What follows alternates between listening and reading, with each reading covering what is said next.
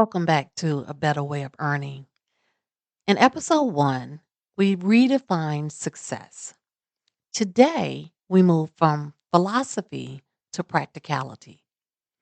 If the traditional employment model is no longer guaranteed, then the next logical question becomes how do we create stability without depending on one source? For decades, multiple jobs was viewed as instability. Today, multiple income streams may be the most stable strategy available. This is not about overworking. It's not about glorifying hustle. It's about diversification. And diversification is not new. Investors diversify, corporations diversify, nations diversify. Why have we not been taught to do the same with our earning power? So let's define income streams properly.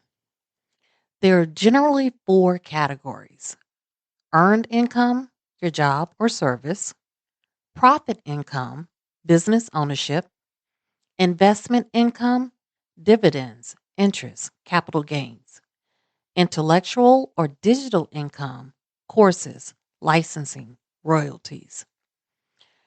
Most professionals rely entirely on category one. That is risk concentration. When one paycheck funds 100% of your life, your exposure is high. Diversification does not mean quitting your job tomorrow. It means layering intelligently. Small consultant projects, advisory roles, teaching, digital product development, equity participation. And here is where many people hesitate. I do not want to stretch myself too thin. Correct. The goal is not exhaustion, the goal is leverage. The question becomes which of my skills can generate income without consuming more hours? That is the pivot. So let's take a moment and dive into a little bit deeper into these four categories. Earn income. As I stated, it's your job or your service. Oftentimes, people look at their jobs as the position that they hold. I want to challenge you to begin to look at the entire system that you're a part of while you're working. Are there skills, information, knowledge that you can begin to absorb outside of your position will help you to navigate into something that is beneficial for you? This is looking at where you are and maximizing that time. Instead of dreading being at your job, figure out how the company works, figure out how they got started, learn the pitfalls, learn the industry standards, learn the movement of being a part of the system that you're in. Begin to reframe your mind of I go to work every day to I get to learn from other people with other expertise in order for me to evaluate what else I can do to build more income for myself. Now, please do this in a respectful and a professional manner.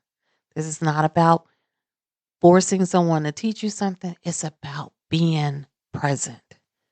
Watch the movement, listen. Oftentimes, we feel like that we have to stake our claim by being vocal and being the person in charge or the person holding the platform or the person doing the most speaking. But a lot of successful entrepreneurs will tell you that they spent time behind the scenes. They spent time in rooms and spaces that they didn't have a position, that they didn't have a level of leadership, but they had access to information that they never would have had they not been in the right time in the right place. So as you're earning your income and you're reframing and evaluating other revenue streams, start where you are. Learn what else that industry, that company, that business is connected to. Learn about the customers they serve. Why did they choose that audience? And the partnerships that they've developed to help them expand. So take time to not just work, but to learn. Category two, profit income, business ownership. Now, this is where I have done a lot of coaching, especially with new entrepreneurs to help them to build the foundations of a sustainable business. Oftentimes, we jump into our entrepreneurship not fully being prepared and understanding all of the needs that that business is going to require. And what happens is we overextend ourselves into industries and business concepts that we may or may not be financially ready to execute upon.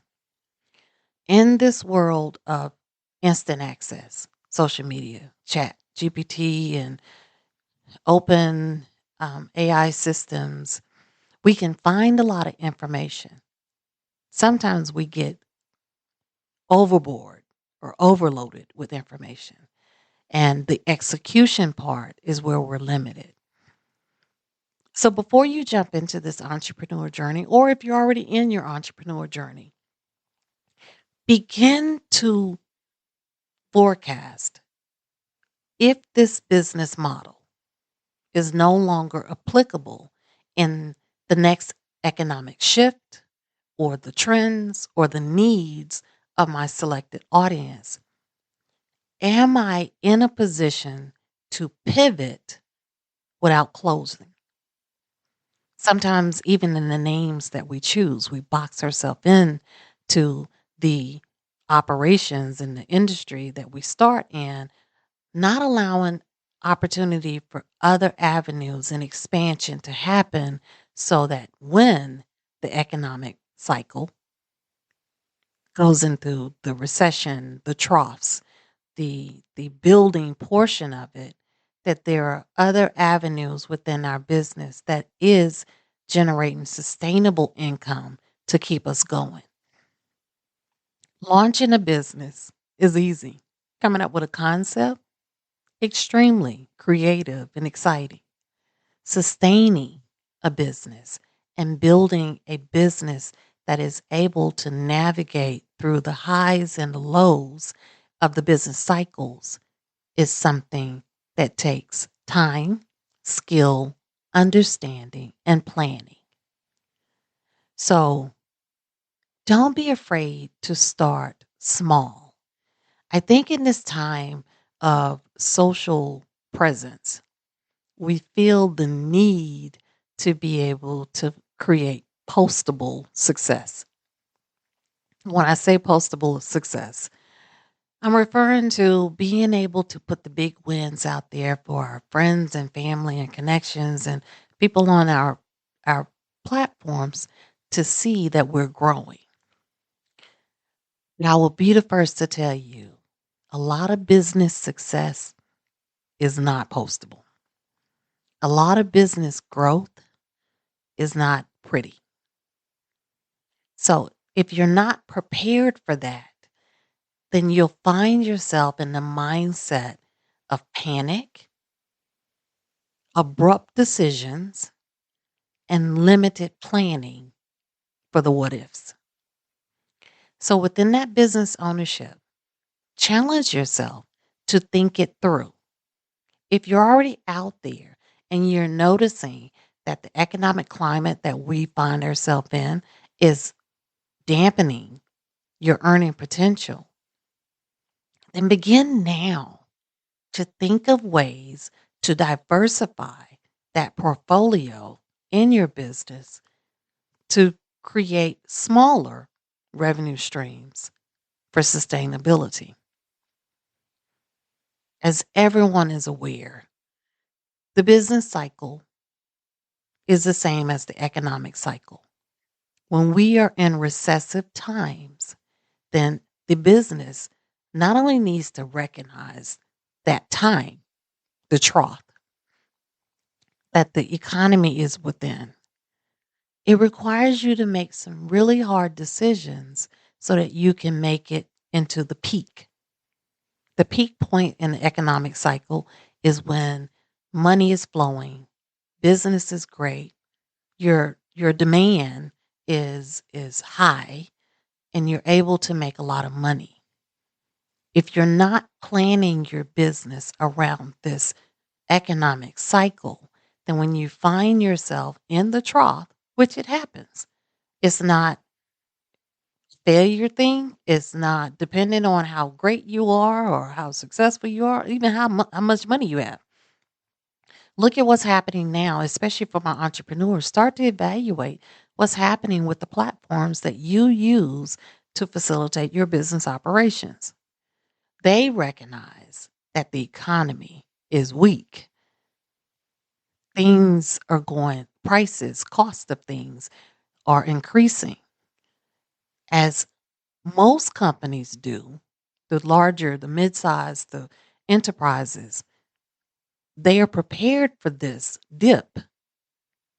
And what they do is strategically pass their cost on to you, the people using their services and products. Small business owners, entrepreneurs, because we don't have the cushion that those enterprises have within our budgets and finances. We hesitate to change our pricing. We hesitate to pass on the increased expenses that we are incurring to the customers and clients that we have. For a lot of startups, it's because we have limited clients, we have limited connection, and we don't want to run them away. Where you're navigating now in a minimalistic type of mindset that is going to cost your business its own growth. There are ways that you can pass on those costs without offending your current clients and customers, but that takes planning. Category 3, investment income, dividends, interest, capital gains. For a long time, we reserved this space for the one percenters, for the wealthy people, for the large corporations. We didn't think about this as an average person because a lot of people are living check by check. A lot of people don't make enough income themselves to even consider about investments. Well, that's because you're thinking about it on the wrong scale. There are ways that you can take your current paycheck today. And investments doesn't mean that you're buying another company or you're buying stock in something. You can invest into yourself, invest into your vacation, invest into your household, invest into your future. You do that, or you can do that by putting small amounts of money aside. Think about all of my pastor calls it stupid money. So, for lack of better terms, stupid money that you've spent throughout your lifetime. And think about how much that could have accumulated in an investment space today. So maybe that looks like the money that you're spending for that morning coffee, that $5 to $8, can go into a savings account. And at the end of each month, you use that to apply to something larger to help out your growth, whether that is education or a certification or a training course that can help further you along with your income acquisitions. In order for us to look at a better way of earning, we must retrain our brains to not need immediate satisfaction and look for longevity and long term growth. And sometimes that small sacrifice that you make now will expand into something large and huge and profitable later. I'll tell you a personal story. Um, when I became a single mom, I had 3 boys. And when I tell you my paycheck didn't cover the daycare and the cost of these boys growing and food and keeping a roof over their head, I mean, I was struggling. But something I did unintentionally was it. I promise you, this is not a sexy story. I'm not trying to make it seem like I knew exactly what I was doing. I'm telling you the truth, which is why this podcast is here. Is giving you just the reality of it. So, what happened with my company when I first started, I had split my income, my paycheck, where $50 I got paid bi-monthly. So $50 from every check would go into my credit union account. And so that happened and I forgot about it, to be honest with you. I forgot about it. You'll be surprised at how much money that if you don't see it or touch it, that can grow without your need or desire to utilize it because it's somewhere that's not right in front of your face. And so it was probably about 2 or 3 years later. Oh, let me add in. The bank card that I had for that account had expired, but I had moved out of that state to another state, and the credit union wasn't in that state. So just life, everything's happening. So I didn't take the time to go and reach out to the credit union to get them to mail me a new card. I just forgot about it. Well, we're talking 3 years away from when I first started this, 3 to 4 years. And they continue to send me these online accounts. But if you're broke, most of the time you don't really check your bank accounts. Don't judge me for that. But you don't check it because you already know there's no money in it. So I never really paid attention to the credit union's bank account until one day I just happened to open it. There was thousands of dollars in this one little credit union account that I had forgot about because that little $50 every 2 weeks went in and was never touched. So I tell you that story because I want you to understand that when I talk about things to implement, I'm not coming from a space of success and millions of dollars or not really understanding. I built my awareness and my acumen in real life handling real struggles. So I only talk to you about something that I know works. I'm not the hype person. I'm not that person that is trying to be the popular. I'm telling you from reality. So you can take $10, $20, $50 per paycheck, put it into a separate savings account.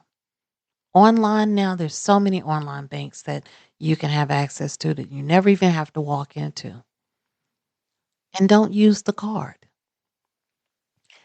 Name that account, whatever your desire is, and know that that's there.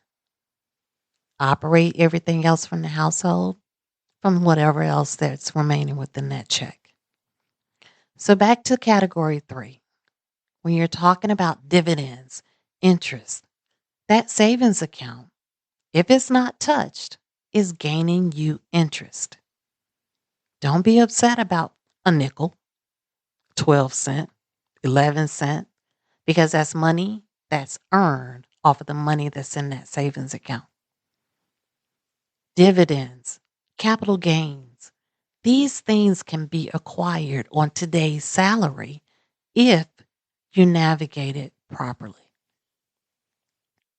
Category 4, intellectual or digital income.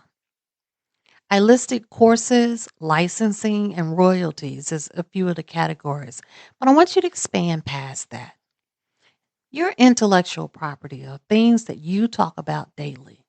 Maybe you're that grandmother that understands the shifts and the things that you've seen throughout your environment or throughout your lifetime that the next generation could benefit from. You don't have to be tech savvy. You don't have to launch this whole business plan or something. You can have these conversations.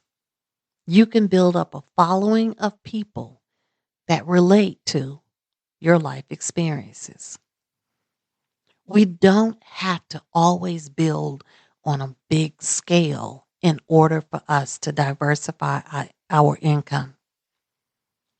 Somebody could very well follow all of the information that you're given long enough to ask you to come speak, to ask you to be a part of a panel, to come into their company and talk about some things that you have learned throughout your work history. Again, back to category 1, that earned income. You didn't just do your job. You not only understood what your job was and your responsibility was, you learn other layers of aspect, business acumen that now can be monetized just by going to work every day. So I wanted to really elaborate on that because this is something that's really passionate for me because every single day, each and every one of us are struggling in survival. Now, each person's level of survival for you may be I need a vacation. I need a vacation. So then find a way to make that money from another project or a side gig or side work so that it doesn't directly impact the income that you are earning from your job or from your business when you begin to understand how to diversify incomes on a more granular scale, it begins to make sense. There is somebody out there that loves baking cookies and cakes and pies and things. Well, in this day and time, in today's day and time, that stuff is not readily found. It's more commercialized. So maybe you can sell to the neighborhood. Maybe you can attend school functions and sell things there, or flea markets or areas that you can begin to get your passion points and create some level of revenue. We've moved so far away because of technology from the actual human contact and the human connection that some of us can imagine how we can capitalize on current skills, current abilities, things we do every single day, and add another level of revenue. List one skill that you already possess that someone would pay to learn from you, not someday, now. Second, calculate what percentage of your income is dependent on your one employer. Awareness removes illusion. And then third, research low barrier secondary income paths. Can you freelance? Can you consult? What about being an advisor? Do you have a digital product in mind? How about micro investing? Not action yet, just awareness. So let's be clear. Diversification is not greed, it's preparation. Ask yourself, if one door closed, Would I have another already built? Or would I be starting from zero? Most of us know this information, have heard this information, and truly understand the information. But because of time, stress, limited access, we tend to procrastinate on implementing some of these actions until it's too late. There are people that have been dedicated and loyal to their company for decades that wake up one day and within 10 minutes find that their entire ecosystem has been dramatically disrupted. Tradition shows us that we then go and we replace one employer with another employer, thus again placing us within a space of one level of income source. If you've ever had this to happen to you, there's a thought that enters into your mind that oftentimes some people second guess. And that is, do I want to go through this again? It doesn't mean, again, to walk away from your job, for everyone in the family to quit their income. That's not what I'm asking you. What I'm asking you is just like car insurance and house insurance and anything that you do to protect your life and your lifestyle, why not apply the same mindset to your income also? There are people out here that are finding new energy, new strengths, and tools and skills that they've had their entire lives. They've just never had the opportunity to reframe their thought, their processes, and learn how to monetize it. I remember when I first started becoming an entrepreneur and I heard these buzzwords of multiple streams of revenue. And as an analytical person, that didn't resonate with me. It only sounded like a lot of work. It wasn't until I took the time and understood how to apply it to the skills and capabilities that I had innate within me. Things that I had done for companies, things that I had done for friends and family, things that I do at the grocery store. It wasn't until I was able to look at it from that micro level of understanding that I began to recognize that I had opportunities that I've never capitalized on. So, when you're looking at the concept of multiple streams of revenue or income, let's not look at it in a box of, I need to work harder. Let's look at the everyday things that you're doing, the people that you touch, the people that rely and respect you. How can you create a, for lack of better terms, an insurance policy so that you can ensure that your lifestyle, your family's lifestyle, your growth, your desires, how about even your freedom is protected? As we close today's conversation, again, remember this: earning is not just about money, it's about access. It is about ownership, ownership of your lifestyle, ownership of your day, ownership of your future. It's about the ability to make the informed choices in a world that is constantly shifting. You do not have to panic. You do not have to react emotionally. But what you do have to do is remain aware. A better way of earning exists so that we can think clearly, move strategically, and build systems that protect our futures, not just for ourselves, but for the generations watching how we respond to change, shifts, adversities, and growth. If today's conversation, as always, challenged you, I want you to sit with that for a moment. If it stretched you, do some research on it. If it empowered you, start to apply it.